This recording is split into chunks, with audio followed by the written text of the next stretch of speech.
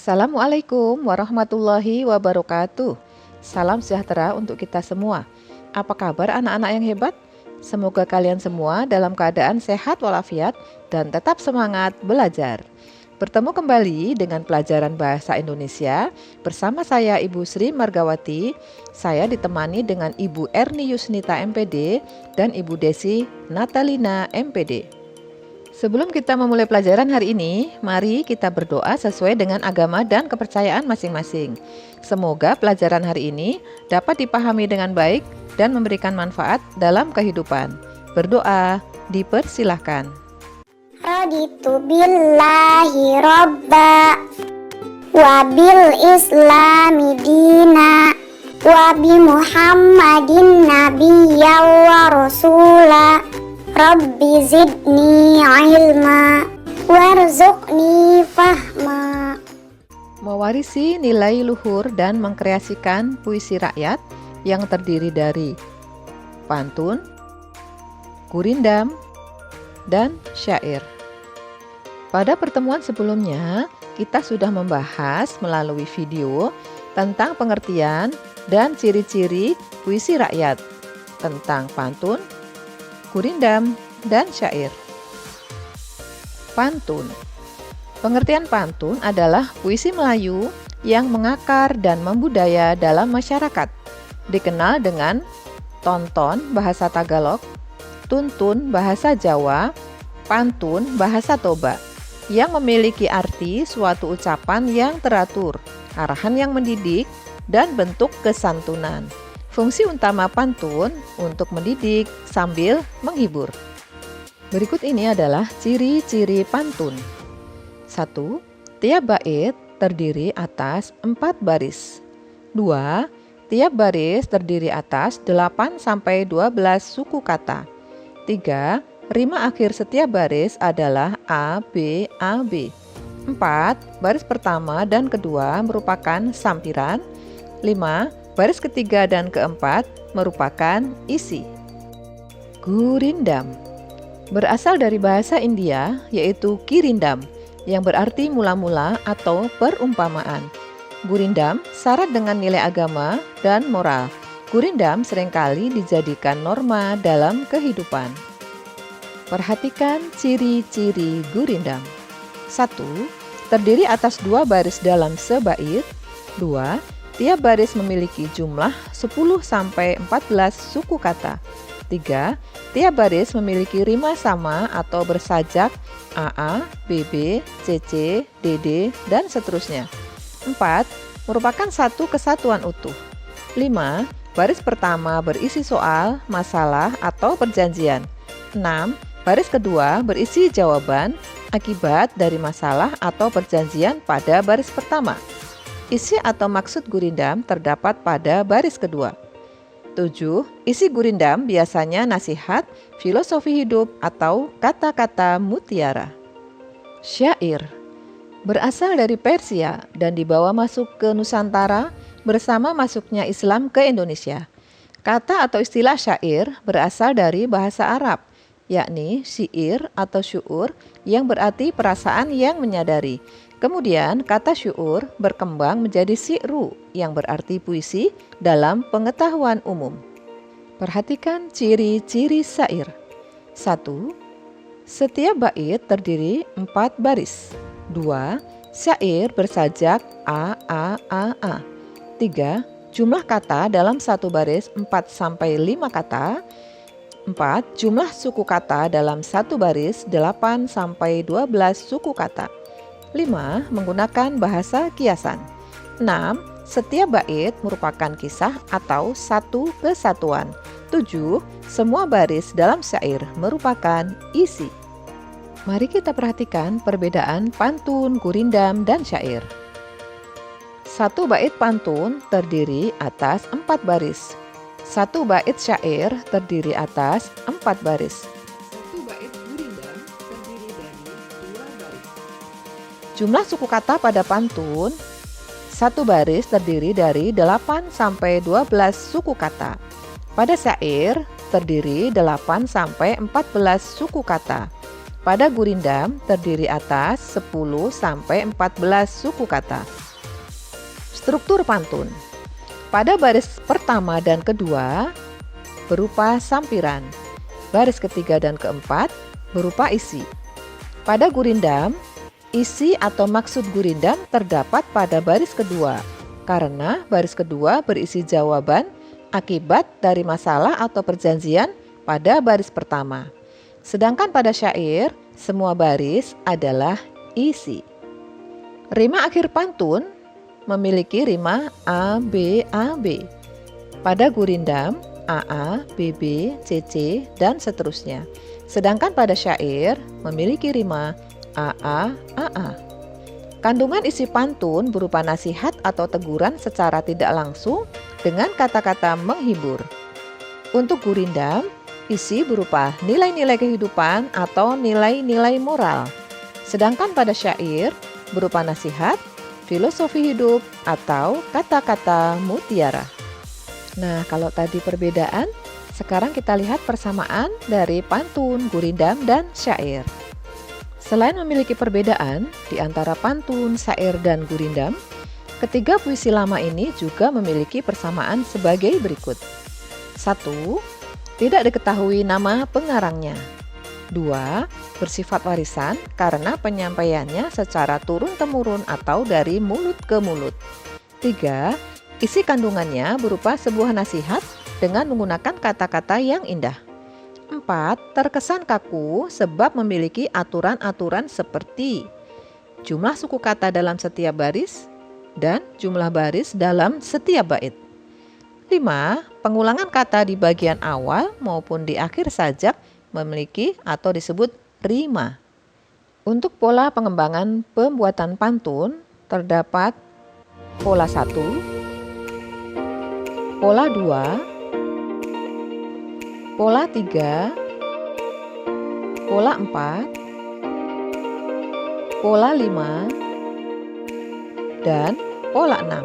Silahkan dipilih ya, kalian bisa memilih di antara pola 1 sampai dengan pola 6. Nah, sekarang kita akan mempelajari unsur kebahasaan yang digunakan pada puisi rakyat. 1. Kalimat perintah adalah kalimat yang berisi atau bermaksud memberi perintah atau suruhan. Contoh, buanglah sampah pada tempatnya. 2. Kalimat saran. Kalimat saran adalah kalimat yang berisi tentang saran kepada orang lain untuk kebaikan. Kata yang digunakan bisa sebaiknya, seyogyanya, dan lain-lain. Contoh kalimatnya, sebaiknya kau pikir dahulu sebelum bertindak. 3. Kalimat ajakan adalah kalimat yang berisi ajakan kepada seseorang untuk melakukan suatu perbuatan, ditandai dengan kata ayo, mari, dan sebagainya. Contoh, marilah kita jaga laut agar bebas dari sampah. 4. Kalimat seru adalah kalimat yang mengungkapkan rasa hati seperti kagum, heran, senang, dan sedih. Kata yang digunakan misalnya alangkah, betapa, dan lain-lain. Contoh kalimatnya, alangkah indahnya alam Indonesia. Kalimat larangan adalah kalimat yang berisi larangan agar orang lain tidak melakukan kegiatan tersebut, ditandai dengan kata jangan, hindari, dan lain-lain. Contoh kalimatnya, jangan berprasangka buruk dengan teman. 6. Kata penghubung tujuan merupakan kata penghubung atau konjungsi yang menjelaskan maksud dan tujuan suatu acara atau tindakan. Menggunakan konjungsi supaya, untuk, agar, dan guna.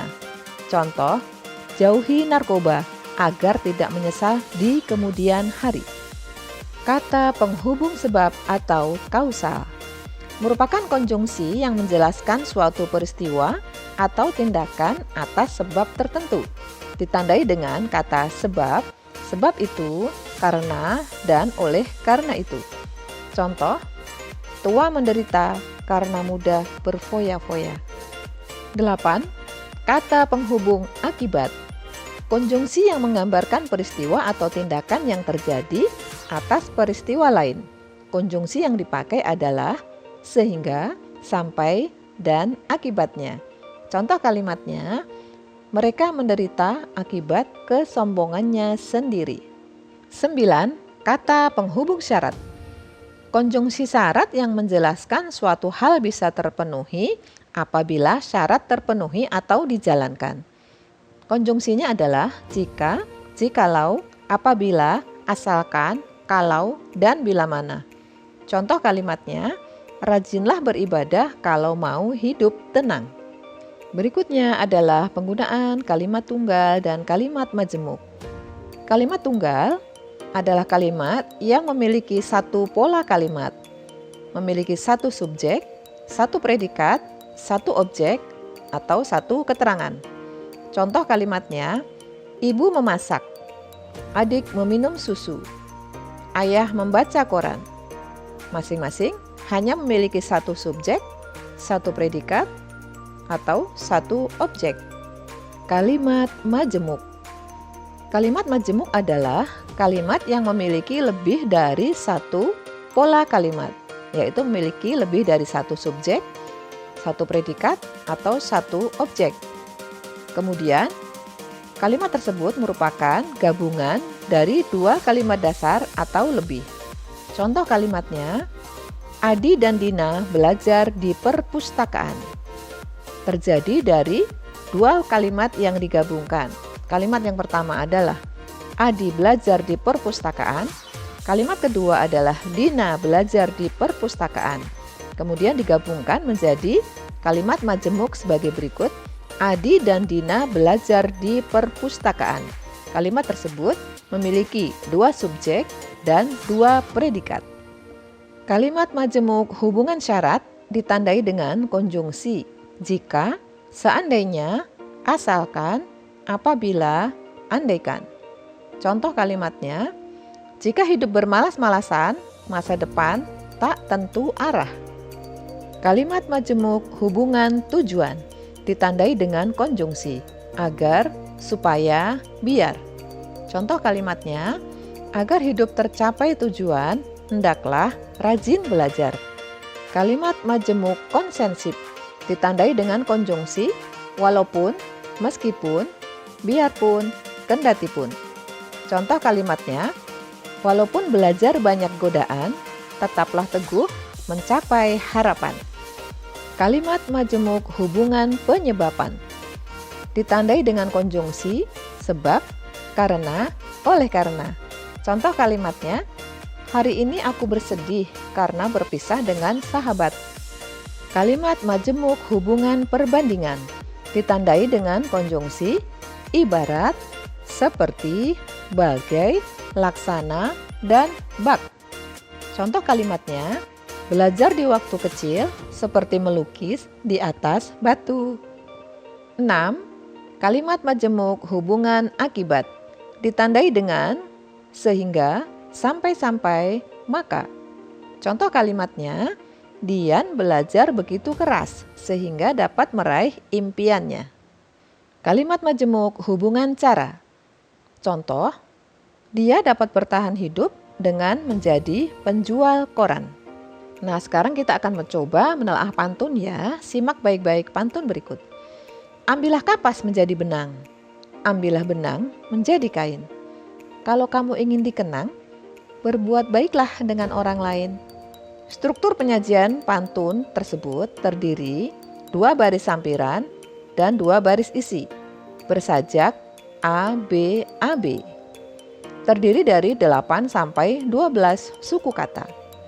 2 baris pertama merupakan pengantar untuk masuk pada 2 baris terakhir. Rima akhir baris 1 berkaitan dengan rima akhir baris 3. Rima akhir baris 2 berkaitan dengan rima akhir baris 4. Ditinjau dari kebahasaannya, baris 1 dan 2 menggunakan kalimat perintah yang ditandai dengan kata ambillah. Baris 3 dan 4 merupakan kalimat saran yang ditandai dengan kata kalau. Selain itu, kalimat 3 dan 4 merupakan suatu kalimat majemuk yang menyatakan hubungan syarat, konjungsi kalau, dan hubungan sara, konjungsi dengan. Telaah gurindam. Simak gurindam berikut ini. Apabila kalian baik berbudi, hidup menjadi indah, tak akan merugi. Struktur penyajian gurindam tersebut terdiri atas 2 baris dalam 1 bait, bersajak AA. Baris 1 berisi soal, masalah atau perjanjian, sedangkan baris 2 berisi jawaban akibat dari masalah atau perjanjian pada baris pertama. Terdiri atas 10 sampai 14 suku kata. Kedua baris tersebut merupakan satu kesatuan yang utuh dan saling berhubungan. Ditinjau dari kebahasaannya, gurindam tersebut menggunakan kalimat saran yang ditandai dengan kata konjungsi apabila. Selain itu, gurindam tersebut menggunakan suatu kalimat majemuk yang menyatakan hubungan syarat, konjungsi apabila, pada baris 1 dan pada baris 2 merupakan kondisi atau keadaan jika syarat dilakukan. Telaah syair. Perhatikan syair berikut. Hai muda arif budiman, hasilkan kemudi dengan pedoman. Alat perahumu jua kerjakan, itulah jalan membetuli insan. Struktur penyajian syair. 1 bait syair terdiri 4 baris yang bersajak AA, AA. Keempat baris dalam syair merupakan isi yang saling terkait, terdiri dari 8 sampai 12 suku kata. Ditinjau dari segi kebahasaannya, syair tersebut menggunakan kalimat majemuk yang menyatakan hubungan cara dengan kata dengan pada baris kedua. Larik keempat pada syair tersebut merupakan akibat yang akan ditemui jika melakukan apa yang diperintahkan pada larik 2 dan 3. Pilihan kata yang digunakan pada syair tersebut merupakan kata-kata kiasan yang bersifat simbolik dan ungkapan lama. Pilihan kata sangat indah dengan makna yang mendalam. Demikian tadi pembahasan tentang struktur dan unsur kebahasaan puisi rakyat. Tugas selanjutnya adalah menelaah pantun, gurindam, dan syair yang ada pada buku paket. Selamat belajar ya. Jangan lupa kalian mengerjakan tugas. Untuk pertemuan berikutnya, kita akan belajar menulis pantun, gurindam, dan syair. Pesan ibu, jangan lupa tetap menjaga kesehatan dengan 5M. Memakai masker, mencuci tangan dengan sabun, menjaga jarak, mengurangi kerumunan, mengurangi mobilitas, dan tetap semangat. Mari kita tutup pembelajaran hari ini dengan membaca lafaz hamdalah bersama-sama. Alhamdulillahirobbilalamin. Wassalamualaikum warahmatullahi wabarakatuh.